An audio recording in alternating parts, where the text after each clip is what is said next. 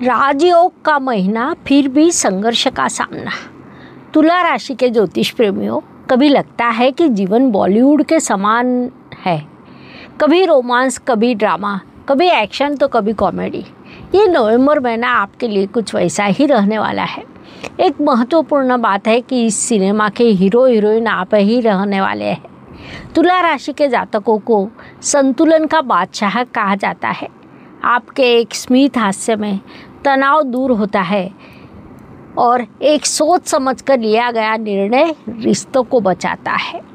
नमस्कार, मैं एस्ट्रो गुरु डॉक्टर ज्योति जोशी सभी ज्योतिष प्रेमियों का स्वागत करती हूँ।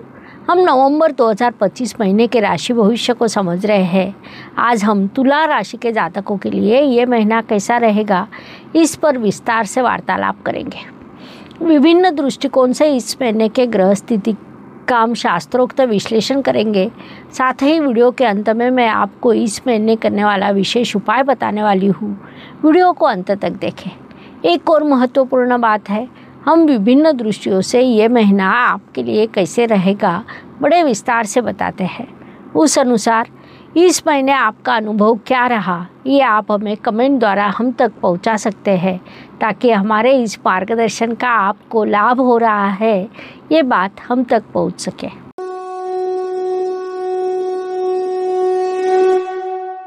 व्यक्तित्व की दृष्टि से तुला राशि के जातकों का व्यक्तित्व सौंदर्य, बुद्धि और संतुलन का संगम होता है।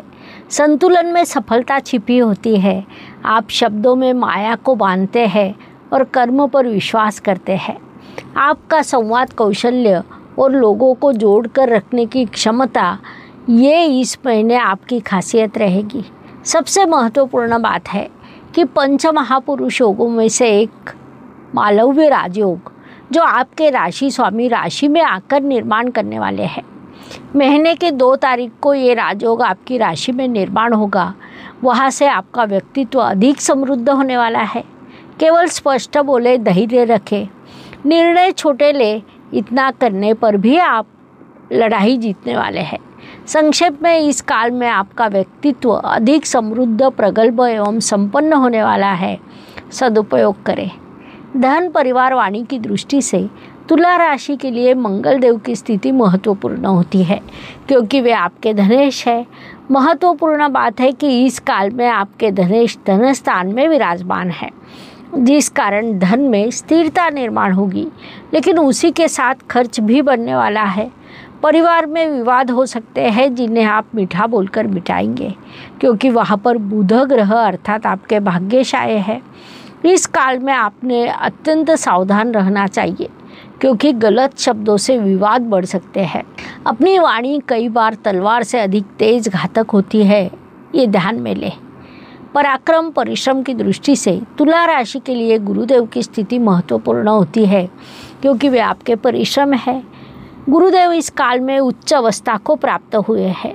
इतना ही नहीं, उन्होंने हंस राजयोग निर्माण किया है। यदि आप उचित परिश्रम करते हैं, आपको फल अवश्य मिलेगा। इस काल में आपके लिए यात्रा के योग निर्माण होने वाले हैं। ये यात्रा मुख्य रूप से काम के लिए रहेगी, उससे आपको फायदा भी होगा। इस काल का लाभ उठाइए। वास्तु, वाहन, जमीन, सुख शांति, सभी दृष्टियों से आपके घर में थोड़ा गड़बड़ का वातावरण रहेगा। वाहन खरीदारी की दृष्टि से काल अधिक सकारात्मक कहा नहीं जा सकता, इसलिए उस दृष्टि से किसी भी प्रकार की जल्दबाजी न करें। माता जी के स्वास्थ्य का उचित ध्यान रखें। उन्हें यदि छोटी सी भी परेशानी हो तो नज़रअंदाज न करें, ये सूचना दी जाती है। शिक्षा, प्रेम, संतति, वैवाहिक सौख्य की दृष्टि से तुला राशि के विद्यार्थियों के लिए ये महीना परिश्रम का फल देने वाला रहेगा। प्रेम संबंध में गलतफहमियां निर्माण हो सकती है, लेकिन उचित संवाद से समाप्त भी होगी। संतति के संदर्भ में शुभ वार्ता प्राप्त हो सकती है। विवाह इच्छुकों के विवाह जुड़ने में बाधा निर्माण हो सकती है, लेकिन महीने के अंत में आशा का किरण दिखाई देगा। वैवाहिक जीवन में कुछ विवाद हो सकते हैं। पहले बर्तन को बर्तन लगेंगे, बाद में शांति निर्माण होगी, उस दृष्टि से ध्यान रखें।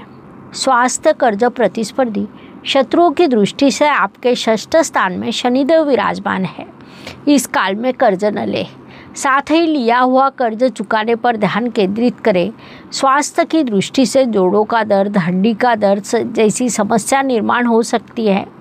शत्रु आपका कुछ नहीं बिगाड़ सकता। प्रतियोगिता परीक्षा में आपको सफलता मिलने वाली है।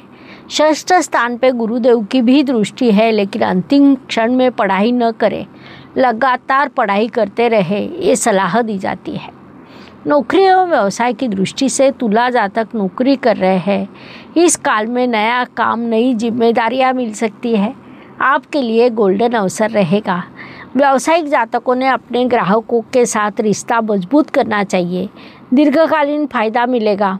सर्विस क्षेत्र के जातकों के लिए ये महीना अत्यंत सकारात्मक और प्रगति का रहेगा। इन सभी दृष्टियों से समय लाभकारी है। ज्येष्ठ नागरिकों की दृष्टि से इस समय काल में आपने अपने स्वास्थ्य का उचित ध्यान रखना चाहिए।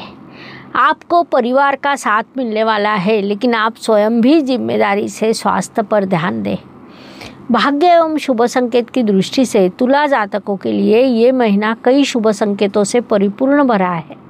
मुख्य रूप से तुला राशि इस महीने अत्यंत भाग्यवान कही जा सकती है, क्योंकि आपके राशि स्वामी शुक्रदेव राशि में बैठकर मालव्य राजयोग का निर्माण करने वाले हैं, जो पंच महापुरुष योगों में से अत्यंत बड़ा राजयोग माना जाता है। इतना ही नहीं, गुरुदेव ने आपके लिए दशम स्थान में हंस राजयोग का निर्माण किया है, अर्थात 2 बड़े राजयोग निर्माण हुए हैं। उनसे महत्वपूर्ण बात है कि धनेश धन स्थान में विराजमान है। ऐसे कई शुभ संकेत इस समय में आपके लिए निर्माण हुए हैं। उनके शुभ परिणाम प्राप्त होंगे। इस काल का सदुपयोग करें। कर्म की दृष्टि से इस माह में काम करते समय कुछ बाधाओं का सामना करना पड़ेगा, लेकिन ध्यान में रखें, महाभारत में युधिष्ठिर से जब यक्ष प्रश्न पूछता है तब वह अत्यंत शांति एवं संतुलन से उत्तर देता है, जिस कारण सभी पांडव बचते हैं। उस अनुसार आप भी संकटों से, बाधाओं से ना डरे, संतुलित रहे, ईमानदार रहे, ये सलाह दी जाती है। लाभ की दृष्टि से इस महीने अचानक से मिली हुई कोई व्यक्ति, किसी निमंत्रण से आपको बड़ा फायदा होगा। ध्यान पूजा से शांति मिलेगी। महीने के अंत में कोई इच्छा पूरी होगी। भरपूर धन लाभ प्राप्त होगा। इस काल का सदुपयोग करें। व्यय एवं प्रदेश गमन की दृष्टि से इस काल में आपके खर्च अचानक से बढ़ने वाले हैं। स्वास्थ्य के संदर्भ में, घर के संदर्भ में प्रश्न निर्माण हो सकते हैं।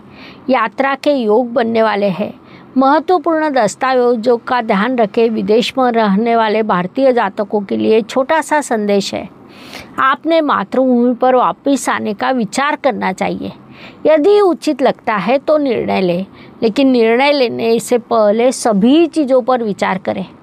तुला राशि के ज्योतिष प्रेमियों, ये महीना संघर्ष एवं अवसर का मिलन दिखाई दे रहा है। आपका संतुलन, आपका धैर्य, आपकी बुद्धि, यही आपके बड़े शस्त्र है। ये बात ध्यान में रखें। उचित संतुलन बनाए, आत्मविश्वास रखें और सफलता को अवश्य आपको मिलेगी। चंद्रमा के गोचर के अनुसार कुछ दिन सुख समाधान के तो कुछ तनाव के आते हैं। तुला जातकों के लिए 1, 10 और 19 से सुखदायक शुभ रहेंगे। 8, 17, 27 अशुभ एवं तनावपूर्ण रहेंगे। इन दिनों में आप कठिनाइयों एवं बाधाओं का अनुभव करेंगे, तो मानसिकता बना ले, आगे बढ़े। ज्योतिष में छोटे छोटे लेकिन बड़ा परिणाम करने वाले उपाय बताए गए हैं। अशुभ चीज़ों की अशुभता कम करने का, शुभ चीज़ों की शुभता बढ़ाने का सामर्थ्य होता है। 28 नवंबर को विश्व के न्यायाधीश शनिदेव मार्गी हो रहे हैं। अंक शास्त्र के अनुसार 8 शनिदेव का अंक है। मार्गी होने वाले शनिदेव आपके लिए सकारात्मक हो। जिन्हें 7.5 डहिया हो, शनि की महादशा, अंतर्दशा हो, उन्हें शुभ फल मिले। शनिदेव से होने वाली परेशानी कम हो, और जिनके लिए शनिदेव सकारात्मक है, उन्हें शुभ फल बढ़ाकर मिले। इसलिए राशि के अनुसार 8 मंत्र देती हूँ। ओम अविद्या मूलनाशाय नमः। ओम विद्या विद्या स्वरूपिणे नमः। ओम आयुष्य कारणाय नमः। ओम आपद दुर्बुद्धि नमः।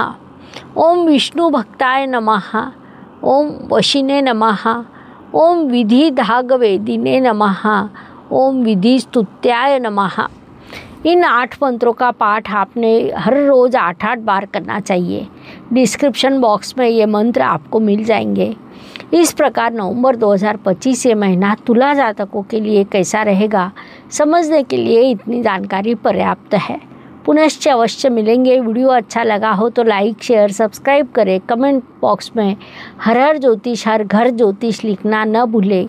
धन्यवाद। शुभम भवतु। जय ज्योतिष। ज्योतिष का अध्ययन तथा शास्त्र की शास्त्रीय तरीके से पढ़ाई करने के लिए मेरी 2 किताबें प्रकाशित हो चुकी है, उनका अवश्य लाभ लीजिए।